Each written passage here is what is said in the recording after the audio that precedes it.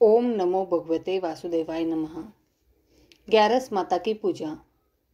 एकादशी की व्रत कथा। एक बार एक राज्य में एक राजा रहा करता था। राजा बहुत ही बुद्धिमान और बलशाली था। राजा सदैव अपनी प्रजा का बहुत अच्छे से ध्यान रखता था। प्रजा भी अपने राजा को बहुत पसंद करती थी। राजा की 2 बेटियां थीं। राजा अपनी दोनों बेटियों से बहुत प्रेम करता था।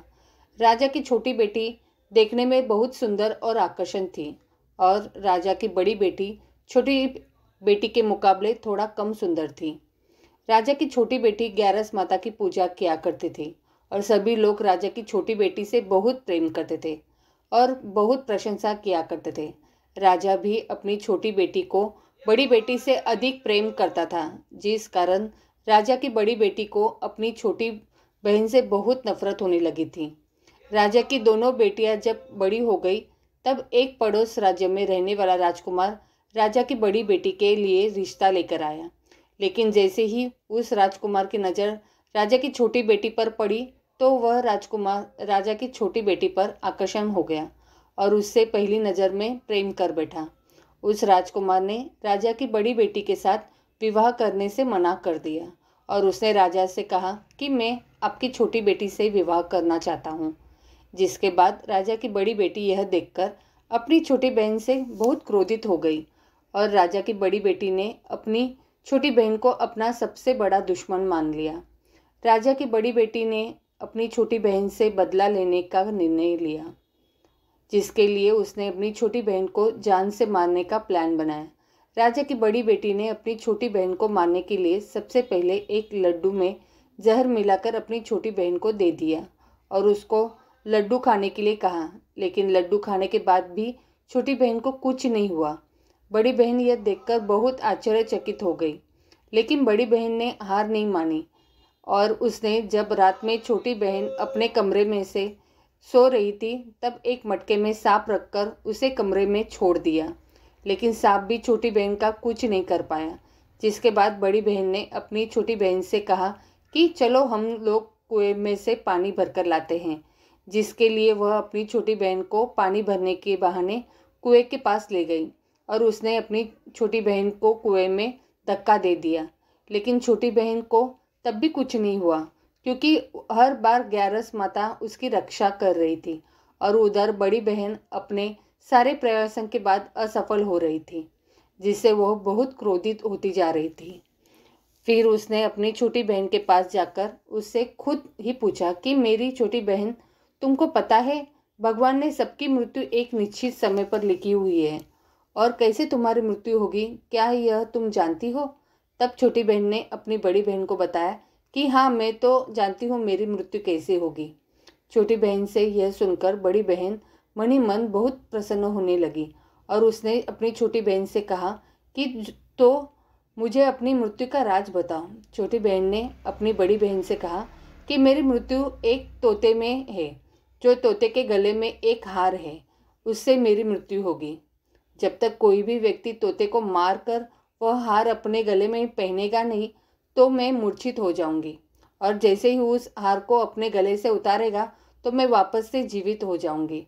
अपनी छोटी बहन की मृत्यु का राज जानकर बड़ी बहन बहुत ही खुश हो गई और उसने अपनी छोटी बहन को मारने के लिए उसके पालतू तोते को ढूंढना शुरू कर दिया और छोटी बहन को इस बात का आभास हो गया था कि कोई उसकी जान लेना चाहता था, जिसके लिए वह अपने पिताजी के पास गई और उसने अपने पिताजी से कहा कि पिताजी, मेरी मृत्यु के बाद आप मुझे जलाइएगा मत, बल्कि आप मुझे अपनी पुरानी वाली हवेली में एक पलंग में लेटाकर छोड़ दीजिएगा। अपनी छोटी लड़की की यह बात सुनकर राजा बहुत आश्चर्यचकित हो गए। राजा ने अपनी छोटी बेटी से पूछा, बेटी तुम ये क्या कह रही हो? तब राजा की छोटी बेटी ने बताया, पिताजी, समय किसी के लिए नहीं रुका है, कब क्या होगा किसी को कुछ पता नहीं है। और फिर राजा ने अपनी छोटी बेटी से कहा कि तुम ऐसी बातें क्यों कर रही हो? 2-3 दिन में तो तुम्हारा विवाह है। लेकिन छोटी बेटी ने अपने पिताजी को ऐसा करने पर मजबूर कर दिया और उनसे वचन ले लिया। राजा ने भी अपनी छोटी बेटी की बात स्वीकार कर ली और 2-3 दिनों के बाद जब शादी का समय आया तब राजकुमार बारात लेकर राजा के घर आया और राजकुमार और राजा की छोटी बेटी का विवाह शुरू हो गया। जैसे ही राजा की छोटी बेटी राजकुमार के साथ फेरे लेना शुरू करती है तो उसकी बड़ी बहन अपनी छोटी बहन के कमरे में जाकर उसके तोते को पकड़ लेती है और उसको जान से मार देती है। तोते के गले में जो हार था उसको अपने गले में धारण कर लेती है। जैसे ही बड़ी बहन उस हार को अपने गले में धारण करती है तो उधर छोटी बहन 3.5 ही फेरे में ले पाती है और वहीं पर बेहोश होकर गिर जाती है। जिसके बाद राजा ने बड़े बड़े दर्द हकीमों को बुलवाया और अपनी छोटी बेटी का इलाज करने के लिए कहा। राजा की बात सुनकर वैद्य ने छोटी बेटी को जब चेक किया तो राजा को बताया कि आपकी छोटी बेटी ना तो जीवित है और ना ही मरी हुई है। यह मैं ऐसा पहली बार देख रहा हूँ। राजा ने वैद्य और हकीम को यह बात बाहर बताने से मना कर दिया और उनको कहा कि अगर तुमने यह बात किसी को बाहर बताई तो हम तुम्हें फांसी दे देंगे। राजा ने अपनी छोटी बेटी को पुराने महल में जाकर एक पलंग में लेटा दिया और वहाँ पर कुछ सैनिक को तैनात कर दिया। वापस अपने महल पर आ गया। राजा की बड़ी बेटी अपने पिताजी के पास आया और कहने लगी कि पिताजी, अगर यह शादी संपन्न नहीं हुई तो आपकी इज्जत का क्या होगा? आप कहे तो मैं आपकी इज्जत बचाने के लिए राजकुमार से शादी करने के लिए तैयार हूँ। जिसके बाद राजा ने अपनी बड़ी बेटी की बात मान ली और राजा ने बड़ी बेटी को छोटी बेटी के कपड़े पहनाकर मंडप पर भेज दिया। लेकिन राजकुमार यह जान गया कि यह राजा की छोटी बेटी नहीं है, बल्कि यह राजा की बड़ी बेटी है। लेकिन जब राजकुमार ने शादी करने से मना किया तो सभी लोगों ने राजकुमार को विवश करके राजा की बड़ी बेटी से बचे हुए फेरों को संपन्न करा दिया और विवाह करवा दिया। जिसके बाद राजकुमार राजा की बड़ी बेटी को अपने महल ले गया।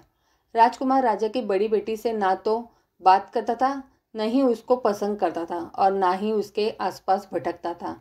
और राजकुमार ने यह फैसला लिया था कि वह अपनी प्रेमिका को ढूंढकर रहेगा, यह जान कर रहेगा कि उसके साथ हुआ क्या है। एक दिन राजकुमार अपने घोड़े पर सवार होकर राजा के पुराने महल के पास पहुंच गया, जहां पर उसने कुछ सैनिकों को देखा। महल के पास पहुंचकर राजकुमार ने जब महल को ध्यान से देखा तो वह समझ गया कि यह तो हमारे ससुर जी का ही महल है। तब राजकुमार ने सैनिकों से पूछा, तुम लोग यहाँ पर क्या कर रहे हो और इस महल के अंदर उस पलंग में कौन लेटा है? जिसके बाद सैनिकों ने बताया कि यहाँ पर राजा की छोटी बेटी लेटी है। यह सुनकर राजकुमार बहुत प्रसन्न हो गया और वह तुरंत अपनी प्रेमिका के पास पहुँच गया और उसकी सेवा करने लगा। जैसे ही रात हुई तो राजा की छोटी बेटी उठकर खड़ी हो गई। राजकुमार यह देखकर बहुत खुश हो गया और उसने अपनी प्रेमिका से पूछा कि तुम यहाँ क्या कर रही हो? तुम मेरे साथ घर चलो। राजा की छोटी बेटी ने राजकुमार को सारी बात बता दी कि मेरी जान एक तोते में बसी थी और मैंने यह बात सिर्फ अपनी बड़ी बहन को बताया था और मुझे पता है कि उसने ही मुझे मारने का प्रयास किया है। उसके पास एक हार है जिसको वह सुबह पहन लेती है और रात को उतार देती है। जब तक वह हार को पहने ले रहती है तब तक मैं मूर्छित रहती हूँ और जैसे ही वह हार को उतार देती है तो मैं जीवित हो जाती हूँ। और जब तक मेरी बड़ी बहन के पास वह हार है तब तक मैं ऐसी ही जीवित और मूर्छित होती रहूँगी। अगर मेरी बड़ी बहन के पास जो हार आ वह मेरे हाथ में लग जाए तो मैं हमेशा के लिए जीवित हो जाऊँगी। राजकुमार में यह बात सुनकर राजा की छोटी बेटी के पास रहने का निर्णय ले लिया और उसने अपने बचे हुए सारे फेरे उस पलंग में लेटी राजकुमारी की छोटी बेटी के साथ ले लिए और अपना विवाह पूर्ण किया और वहीं पर ही रहने लगा। देखते ही देखते कुछ समय में राजा की छोटी बेटी और राजकुमार की पत्नी पेट से हो गई। एक दिन राजकुमार को किसी काम से बाहर जाना पड़ा। तब छोटी बहन के पेट में बहुत तेज से दर्द होने लगा। जिसके बाद उसने ग्यारस माता का आह्वान किया। जिसके बाद वहाँ पर ग्यारस माता प्रकट हुई और उन्होंने अपने भक्तों के दर्द को दूर किया और एक पुत्र की प्राप्ति करवाई। और वहीं पर अचानक से राजकुमार भी आ गया। राजकुमार ने ग्यारस माता को देखा तो वह आश्चर्यचकित हो गया और उसने तुरंत माता को प्रणाम किया। और ग्यारस माता ने राजकुमार से कहा कि जब तुम्हारा तो 5 वर्ष का है हो जाए तो तुम अपनी पत्नी का हार आकर इसके गले में डाल देना। और देखते ही देखते राजकुमार और राजा की छोटी बेटी का पुत्र 5 वर्ष का हो जाता है। तो राजकुमार अपने बेटे से कहता है कि बेटा, मैं कुछ काम से बाहर जा रहा हूँ, तुम अपनी माता का ध्यान रखना, और वहाँ से चला जाता है। राजा को बाहर निकलता देख बड़ी बहन के सैनिक देख लेते हैं और बड़ी बहन को जाकर सारी बातें बता देते हैं, जिसके बाद बड़ी बहन अपनी छोटी बहन के पुत्र को वहाँ से उठवा लेती है और उसको मरवा देती है। छोटी बेटी के पुत्र के 2 टुकड़े करवा देती है। पहला टुकड़ा चक्की के पास छुपा देती है और दूसरा टुकड़ा अपनी पलंग के नीचे रख लेती है। अब ग्यारस माता भिखारी का रूप लेकर आते हैं। एक भिखारी का रूप रखकर बड़ी बहन के पास चली जाती है, जिसके बाद वहाँ पर भिक्षा मांगने लगती है। बड़ी बहन अपने नौकरों से कहती है कि जाकर भिक्षा दे दो, लेकिन जैसे ही नौकर ग्यारस माता को भिक्षा देने के लिए आते हैं तो माता उन्हें मना कर देती है और कहती है कि मैं तुम्हारी महारानी से ही भिक्षा लूँगी। जिसके बाद बड़ी बहन स्वयं ही भिक्षा देने के लिए माता के पास आती है। तब माता एक बिल्ली का रूप लेकर उसके कमरे में चली जाती है और वहाँ पर छोटी बेटी के पुत्र को कोई 2 टुकड़े को आपस में जोड़ देती है और उसे जीवित कर देती है, उसे वहाँ से ले जाती है। राजकुमार अपने बेटे को लेकर अपनी पत्नी के पास जाता है और उसे कहता है कि तुम इसका ध्यान रखना, अगर तुम इस बच्चे का अच्छे से ध्यान रखोगी तो मैं तुमसे बात करूँगा। एक दिन राजकुमार अपने बच्चे से कहता है कि तुम माँ के उनके गले का हार मांग लो। जिसके बाद राजकुमार का लड़का अपनी मम्मी के पास जाता है और कहता है कि मम्मी, मुझे तुम्हारा हार चाहिए जो तुमने गले में पहन रखा है। यह सुनकर पहले तो बड़ी बहन बहुत क्रोधित होती है, पर उसको यह याद आता है कि राजकुमार ने कहा था कि अगर मैं इस बच्चे का ध्यान अच्छे से रखूंगी तो वह मुझसे बात करेंगे, जिसके कारण वह हार को उस बच्चे को दे देती है और वह तुरंत हार को ले जाकर अपने पिताजी को दे देता है। और तभी राजकुमार अपने बेटे को लेकर वहाँ से जाने लगता है और अपनी पत्नी से कहता है कि तुम हमारे लिए खाना बना कर रखना, मैं शाम को आकर तुम्हारे साथ खाऊंगा। और वह अपने बेटे को लेकर वहाँ से चला जाता है। जिसके बाद वह राजा के पास जाता है और उनको सारी बातें बता देता है। राजा अपनी बड़ी बेटी की यह करतूत सुनकर बहुत क्रोधित होते हैं और अपनी परवरिश पर ही दोष देने लगते हैं और राजकुमार को अपनी छोटी बेटी के साथ रहने के लिए आदेश देते हैं। ओम नमो भगवते वासुदेवाय नमः।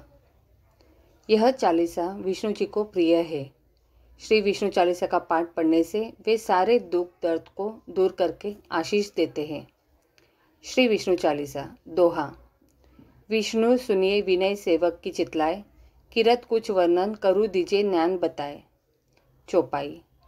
नमो विष्णु भगवान खरारी, कष्ट नशावन अखिल बिहारी, प्रबल जगत में शक्ति तुम्हारी, त्रिभुवन फैल रही उजियारी।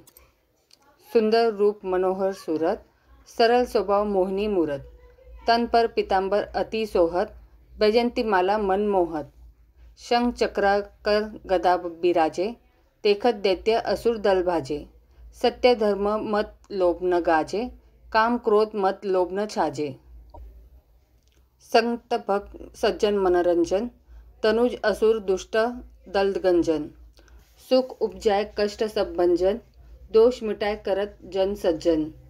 पाप काट भव सिंधु उतारन, कष्ट नाश कर भक्त उबारन। करत अनेक रूप प्रभु धारन, केवल आप भक्ति के कारण। धरनी देनु बन तुम्ही पुकारा, तब तुम रूप का राम का धारा। बाहर उतार असुर दल मारा, रावण आदि को सहारा। आप वराह रूप बनाया, हिरण्यक्ष को मार गिराया। धर मत्स्य तन सिंधु बनाया, 14 रतन को निकलाया। अमिलक असुर नंदन ध्वंस मचाया, रूप मोहिनी आप दिखाया। देवन को अमृत पान कराया, असुरन को छवि से बहलाया। कुर्म रूप धर सिंधु मजाया, मंद्राचल गिरी तुरंत उठाया। शंकर का तुम फंद छुड़ाया, भस्मासुर को रूप दिखाया। वेदरों को जब असुर डुबाया, कर प्रबंध उन्हें ढूंढवाया।